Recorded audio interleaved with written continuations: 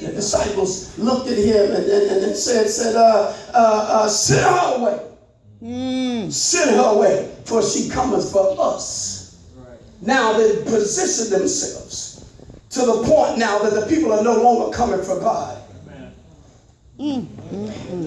She's coming for us. Now, that's why I get a little nervous sometimes when the choirs get elevated, because now they say the people really come to church for the music. See, come on now. That's why I get a little nervous when ministers preach one good sermon. And here you are, have labored, and you've been serving God for 20 years. They preach one good sermon, and then they say, well, all the time the people, only reason they come, because they come to hear me.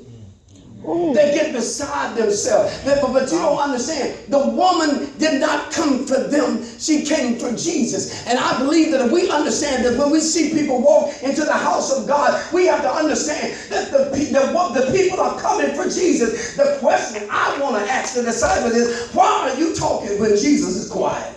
All right. All right. Oftentimes we're talking to people when sometimes we need to be quiet. Amen. There is a reason why God is not answering some of our problems. There's a reason why God has gotten silent. And I always tell people, that you've heard us say this several times, that the teacher never talks when a student taking a test. But I also understand this. Sometimes God get quiet because God is trying to tell you, I've already put enough in you. I've already put enough word in you. And you're still asking me to do things that I gave you power to do for yourself.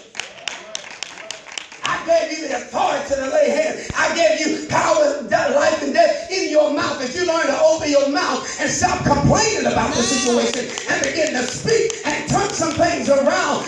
Is there anybody in here that knows sometimes God has to turn some things around? Let me put a side note in this and give me about 5 more minutes and I promise I'll be done. Let me put a side note in this. We were doing a series called The Power of the Tongue, and I begin to talk about how sometimes the life and death is in the power of the hand. That word been translated, it means the authority in the hand of the tongue. In other words, if I give him this and I say I want you to be over this, that means he has the authority to do whatever he needs to do. So God has put that authority in our mouth to speak, and we do understand that there has to be action that lined up with what you say. But let's just deal with that first part. He talks about how sometimes that you can put a bit in a horse's mouth and you're turned. But then he said, basically, I'm going to paraphrase it, he said that the little rotor on the ship will turn a whole ship. And I begin to tell the church, I'm going to tell you why, that sometimes you can pray and ask God to do something and he turn it around immediately. But there's sometimes you pray and ask God to turn, and it turns some things around and it look like God is not turning it around. You've been praying, you've been fasting, it look like God is not doing anything. And I begin to share with him that anytime that there's something quick, something easy, and like the bit in the horse's mouth, you ask God to do something,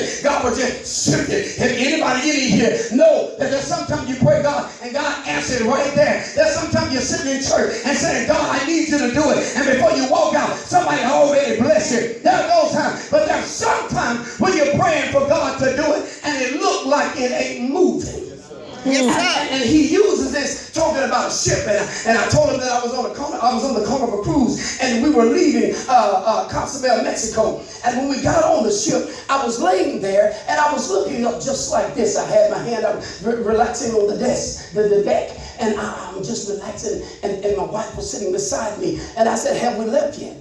She said, "Yeah, baby. We left. The ship is turning around now." Now, mind you, we had blue skies and there was just a little cloud over there. I said, is the ship really turning around? She said, "Yeah, baby, the ship is turning." I didn't feel the ship turning. Right. I didn't see the ship turning. But I stopped and I looked at the cloud. And I'm beginning to see the cloud turn just a little bit. I want to talk to some people in here who's praying for God to do some things in your life. And you feel like it's not turning. But sometimes God will give